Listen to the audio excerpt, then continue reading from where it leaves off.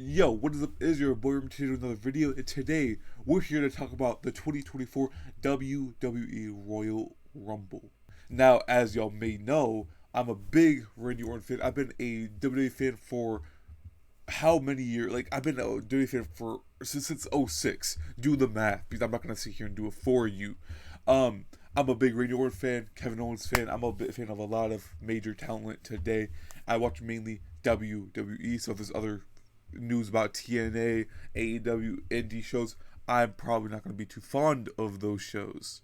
But as y'all know, I upload on YouTube, I stream on Twitch, I streamed the Royal Rumble last night. I was going to upload the VODs and the episodes today, but they all got blocked on YouTube, so I can't. So I'm here to now tell y'all my thoughts on the Royal Rumble from last night. Now, as y'all know, press that like button if you like my content, subscribe if you're new, comment down below what you want to see next, put on post notifications if you want to see more content. Now, for the first match was the Women's Royal Rumble match. We've had many surprise entrants: Naomi, Jordan Grace from TNA, Jade Cargill debuted, Liv Morgan came back. We've had many surprise entrants, but we had Bayley winning, and honestly I'm not mad about it. I don't think anybody's mad about this decision. She's the right one to win. Liv Morgan could have won, sure. Jade Cargill could debut and won, which would have been spectacular, but also kind of like, not really. She shouldn't, definitely in the future, I think Jade Cargill can definitely go and win the Rumble, but not this year, right? Maybe next year, maybe the year after that, down the future somewhere. Then we had Bayley, Asuka, and Kairi Sane in at the same time. That storytelling right there is beautiful, and it all points to Bayley winning the Rumble, which she did, and she's going on to WrestleMania to maybe face Rhea Ripley. We saw on Twitter a little bit that she might actually go face Rhea Ripley. Now, I think Rhea Ripley should maybe face Liv Morgan or somebody else, or like Bianca Belair at Mania, and then Bayley maybe gets shunned out by Damage Control in the Go versus Io Sky, perhaps. But also I wouldn't be mad at a Bayley versus Rhea Ripley match at Mania. Now, if we move on to the Fatal 4-Way between Roman Reigns, LA Knight, AJ Styles, and Randy Orton. Now, like I said, Randy was my favorite of all time. I really wish he won. But of course, we all knew Roman Reigns was going to win in the end. Now, along with the Logan Paul versus Kevin Owens United States Championship match, these endings were kind of lackluster. They weren't the best in terms of the ending portion. I mean, let's be honest. The Fatal 4-Way didn't need Solo Sikoa whatsoever. They added Solo for who knows what, right?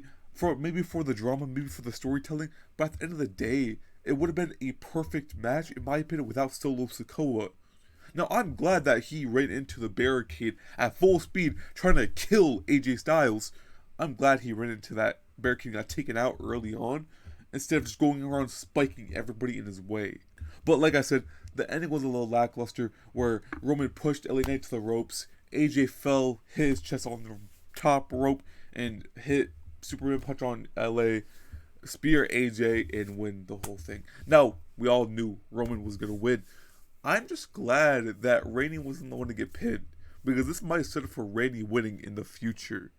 And LA Knight, they've been kind of teasing LA Knight versus AJ Styles for a little bit, so who knows? They might have plans already in store for the future of this championship. Now, if we go on to Logan Paul versus Kevin Owens, where Logan Paul defends his WWE United States Championship. If y'all watched my stream last night, y'all saw my reaction. People say this was a genius move. I was very upset. I am also a big Kevin Owens fan, but that's not the reason why I'm upset. The reason why I'm upset is I get it. It's storytelling. It's it is a genius move. Let's be honest. But for the KO fans, on the behalf of KO fans, I'm sorry. Like, that was so tragic for a KO fan to witness. Like, when Logan Paul cheats, it's fine. When anyone else cheats, they get disqualified. The match was fun. The match was good. I enjoyed it.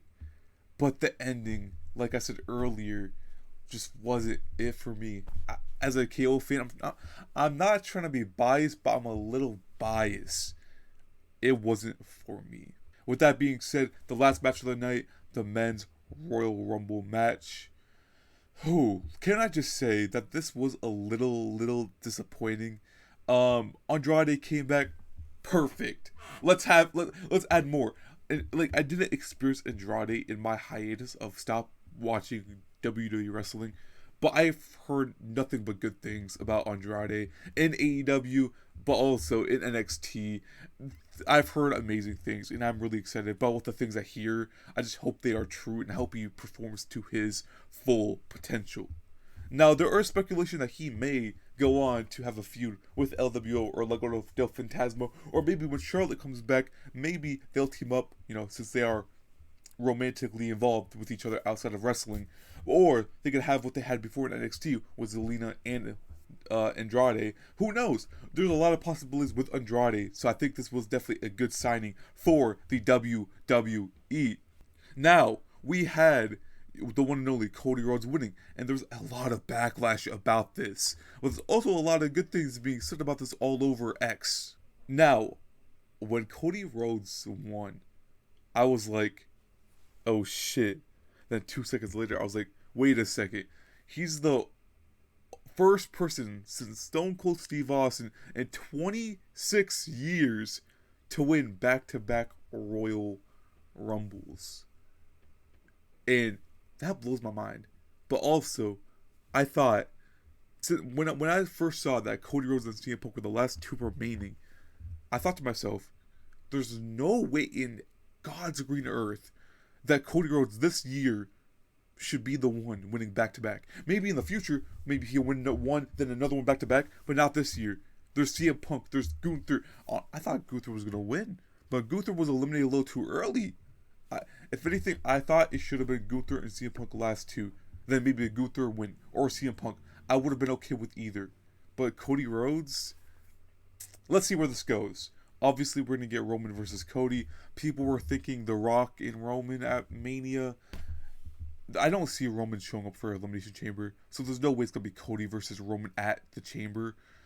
I think it's going to be Cody and Roman at Mania. They're probably going to save The Rock and Roman for another pay-per-view. Maybe even Chamber if Roman shows up. Who knows? Those are my thoughts about the Royal Rumble 2024 pay-per-view, PLE, whatever you want to call it. What are your thoughts? I know the pay-per-view was a little lackluster for me. But that, again, I do say that for me, the women's Royal match was my favorite. There was a lot of botches, let's be real, but nonetheless, it was very fun. A lot of surprise entrants and just more talent coming back, and you love to see it. It is a good day to be a WWE fan. And as always, if you do like this content, like, comment, subscribe if you're new, hit those notices, and I'll see y'all later. Peace out.